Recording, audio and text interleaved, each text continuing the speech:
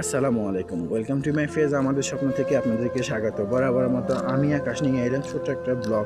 আর এই ব্লগে আছে মা মানে কি, সেটা নিয়ে আপনাদের কাছে ছোট্ট একটা ব্লগ তৈরি করতে চাচ্ছি আমি।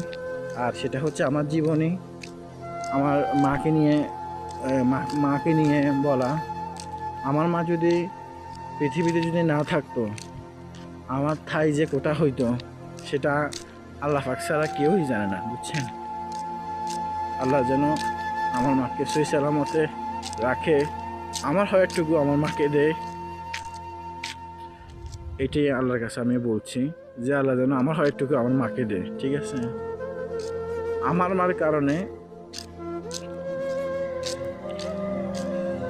আমি অনেক কষ্ট থেকে, অনেক দুঃখ থেকে, এমনও সময় গেছে আমার মা না